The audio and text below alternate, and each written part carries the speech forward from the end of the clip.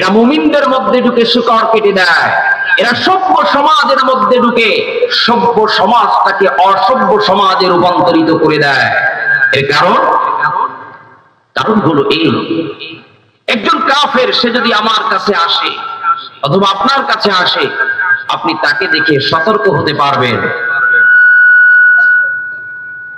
প্রকাশ্য যে কাফের, তাকে দেখে আপনি সতর্ক হতে পারবেন যে লোকটা তো কাফের, লোকটা তো অন্য ধর্ম, লোকটা তো বিধর্মী, লোকটা তো বেঈমান। তাকে দেখে আপনার সতর্ক হওয়ার সুযোগ থাকবে। কিন্তু যে মুনাফিক, সে তো নিজের থেকে পরিচয় দিবে না যে সে মুনাফিক, ঠিক কিনা? সে করবে কি? মুমিন সে যে মুমিনের কাছে এসে মুমিনের যে দুর্বল দিকগুলো আছে, মুমিনের যে ক্ষতিকর দিকগুলো আছে, এই ক্ষতিকর দিকগুলো সে নোট করবে, সে পয়েন্ট করবে। এই দুর্বল দিকগুলো কাফেরদের সাথে যখন মিলিত হবে, যেহেতু তাদের সাথে একটা ভালো সম্পর্ক আছে, তাদের কাছে গিয়ে এগুলো সাপ্লাই করে দিবে মুসলমানদের ক্ষতি করার জন্য। এবার বলেন, কাফেররা বেশি উপযোগী নাকি মুনাফিকরা বেশি উপযোগী? আমার প্রিয় ভাইয়েরা, আল্লাহ রাব্বুল আলামিন মুমিনদের নামে একটা সূরা নাযিল করেছেন কোরআনুল কারীমের মধ্যে, সূরাতুল মুমিনুন। আবার কাফেরদের নামে একটা সূরা নাযিল করে দিয়েছেন, সূরাতুল কাফিরুন। আছে না নাই? পক্ষান্তরে কোরআনুল কারীমের মধ্যে আল্লাহ রাব্বুল আলামিন এই তৃতীয় স্তরের মানুষ, সব থেকে বেশি শাস্তি যাদের কথা কোরআনুল কারীমের মধ্যে এসেছে, মুনাফিকদের নামে একটা সূরা নাযিল করে দিয়েছেন। জোরে বলেন আল্লাহু আকবার। মুনাফিকদের নামে একটা সূরা নাযিল করে দিয়েছেন, সূরাতুল মুনাফিকুন।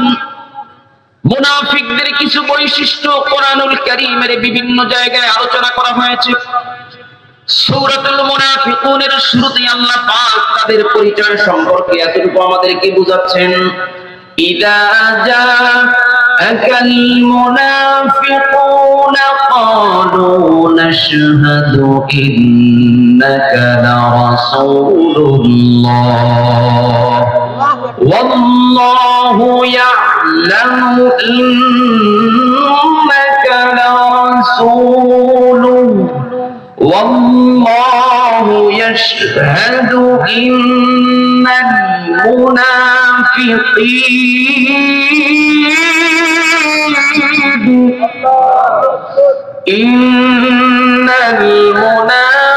মুনাফিকিনা লাকাযিবুন। আর আসতে বলেন আল্লাহু আকবার। আল্লাহু আকবারের কোন স্লোগান বা ধ্বনি, এটা কোন নিজ বানানো ধ্বনি। কার ধ্বনি? কে খুশি হবেন? আমরা দিব কাকে খুশি করার জন্য? একজন বেজার হবে, তার নাম কি? শুধু শয়তান না, শয়তানের দলে যারা আছে তারাও বেজার হবে। কথা বলেন ঠিক কিনা? আর যারা আল্লাহু আকবারের ধ্বনিকে বাধা প্রদান করতে চায়, আমরা জানতে চাই তোমরা কি আল্লাহর খুশি চাও নাকি শয়তানকে খুশি করতে চাও? আর আসতে বলেন, আমরা যদি আল্লাহকে খুশি করতে চাই তাহলে আল্লাহু আকবারের ধ্বনি আমরা মুমিন হিসেবে দিতে চাই। কথা বলেন ঠিক কিনা? আল্লাহ রাব্বুল আলামিন জানিয়ে দিচ্ছেন, ইযা জাআকাল মুনাফিকুনা ক্বালু নাশহাদু ইন্নাকা লারাসূলুল্লাহ। জোরে বলেন আল্লাহু আকবার। খুশি হবে মোল্লা না আল্লাহ? মোল্লা না আল্লাহ? মোল্লারে খুশি করার জন্য বলবেন না আল্লাহকে খুশি করার জন্য বলবেন? ঠিক কিনা বলে? আল্লাহ রাব্বুল আলামিন জানিয়ে দিচ্ছেন, ইযা জাআকাল মুনাফিকুন, ইয়া রাসূলুল্লাহ, মুনাফিকরা যখন আপনার কাছে আসবে, জাআকাল মুনাফিকুন, মুনাফিকরা আপনার কাছে এসে বলবে, তারা যখন আসবে আপনার কাছে তখন তারা বলবে, ক্বালু নাশহাদু ইন্নাকা লারাসূলুল্লাহ। মুনাফিক কখনো নিজের থেকে কাফের পরিচয় দিবে না, নিজের থেকে কখনো মুনাফিক পরিচয় দিবে না। মুনাফিকরা আপনার কাছে আসবে আর তারা বলবে ক্বালু, তারা বলবে নাশহাদু ইন্নাকা রাসূলুল্লাহ, ইয়া রাসূলুল্লাহ আমরা তো সাক্ষ্য দিচ্ছি, নাশহাদ আমরা সাক্ষ্য দিচ্ছি, ইন্নাকা রাসূলুল্লাহ আপনি হলেন আল্লাহর প্রেরিত রাসূল। এরা আপনার কাছে এসে বলবে যে আমরা তো সাক্ষী দিচ্ছি আপনি তো আল্লাহর প্রেরিত রাসূল, যাতে করে রাসূল সাল্লাল্লাহু আলাইহি ওয়াসাল্লাম তাদেরকে যেন শত্রু মনে না করে। অন্ততপক্ষে কথা বুঝে আসছে কি? আমার প্রিয় ভাইয়েরা, আল্লাহ রাব্বুল আলামিন এবার তাদের সম্পর্কে জানিয়ে দিচ্ছেন। দুনিয়ার মুনাফিক যারা, তারা এবার কান খুলে শুনে নাও। এই ময়দানেও মুনাফিক থাকতে পারে, আছে না নাই? কে আমরা এটা আইডেন্টিফাইও করব না, আমরা কাউকে পরিচয় দিতেও যাব না, বরং নিজের চরিত্রটা যদি মুনাফিকের খাতায় রয়ে যায়, আমি মুনাফিকের খাতা থেকে নাম কেটে কেটে পরিপূর্ণ ঈমানদার হয়ে যাব। কথা বলেন ঠিক কি না? আমরা অন্যকে নিয়ে ভাববো না। আমাদের একটা কমন অভ্যাস হচ্ছে অন্যকে নিয়ে ভাবি যে ওই লোকটা দেখো কি করতেছে, ওই লোকটা মুনাফিকি করতেছে। না, এই আলোচনার উদ্দেশ্য হলো যাতে করে নিজের জীবনটাকে কোরআনুল কারীমকে দেওয়া হয় ডিজিটাল আয়না। আল্লাহু আকবার বলেন, পরকালমুখী আয়না। আমরা আয়নার সামনে, দুনিয়ার আয়নার সামনে দাঁড়ালে যেমন আমাদের চেহারাগুলো দেখতে পাই আয়নার সাহায্যে, কোরআনুল কারীমটা হচ্ছে আমাদের জীবনের ভুলগুলো ধরিয়ে দেওয়ার জন্য একটা আল্লাহ প্রদত্ত ডিজিটাল আয়না। সুবহানাল্লাহ পড়ে। এই আয়নার সামনে আপনি যখন দাঁড়াবেন, কোরআনুল কারীমের সামনে যখন দাঁড়াবেন, নিজের জীবনের ভুলগুলো কোরআনুল কারীম নামক এই মহা আয়নায় নিজের ভুলগুলো শুধরে নেওয়ার সুযোগ আছে। জোরে বলেন আল্লাহু আকবার। আল্লাহ রাব্বুল আলামিন তাদেরকেও জানিয়ে দিচ্ছেন, মুনাফিকরা আপনার পরিচয় দিক, আপনাকে সাক্ষ্য দিক অথবা না দিক, আপনাকে রাসূল হিসেবে বিশ্বাস করুক, স্বীকার করুক অথবা নাই করুক, তাতে আপনার কিছু কমবেও না বাড়বেও না। আমি একটা কমন প্রশ্ন আপনাদের কাছে করতে চাই, বলেন তো, গোটা পৃথিবীর জমিনে যত মানুষ আছে, সব মানুষেরা যদি এক বাক্যে আমার আল্লাহকে অস্বীকার করে বসে, আল্লাহর কোনো লস হবে নাকি?